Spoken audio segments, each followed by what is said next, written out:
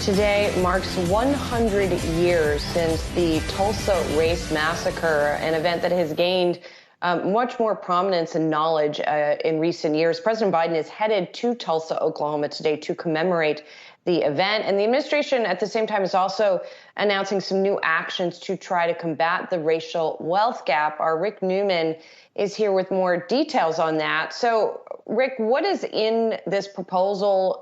What are sort of the concrete measures that the administration is talking about?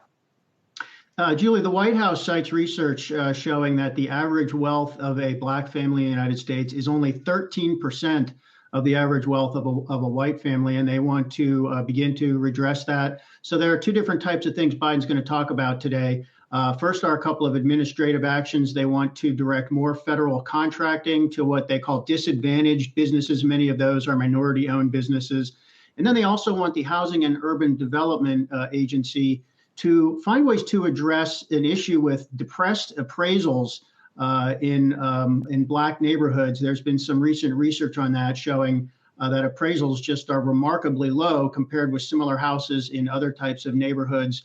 And that, of course, makes it hard to get loans to fix up those houses or even to sell those homes or invest in them in the first place. So they want to do that. And then they will do that administratively. And then Biden also is going to be asking Congress for some more money for infrastructure programs in minority neighborhoods, including this kind of new idea we've been hearing about of trying to dismantle some of the highways that decades ago were built over top or through black neighborhoods and really kind of destroyed community connectivity. So that's going to be a harder sell because that requires money from Congress to do that. But that's going to be part of what Biden is now asking for this year. Yeah, and it sounds like some of the measures you talked about don't require congressional approval, so that would obviously be an easier lift. As critics or as people in the black community look at this plan, is there anything that's sort of missing? Are there any big holes in it that people are calling for?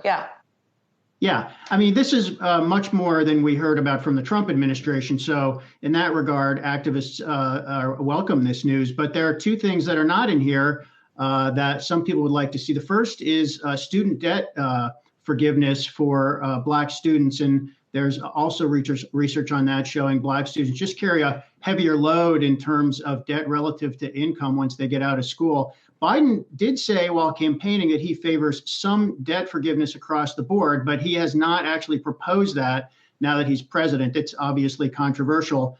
And then the other thing that's not in here is any kind of reparations for slavery. That would be very controversial and probably close to impossible to get through Congress. But some activists would like to see Biden put that on the table anyway, give it some more prominence and talk about it from the podium in Tulsa today. And it seems he's not going to do that. So, he's moving in the right direction from the point of view of the activists. He's just doing it in the kind of measured pace we've gotten used to from President Biden. Yes, it takes some getting used to after the different pace that we had seen for the prior 4 years.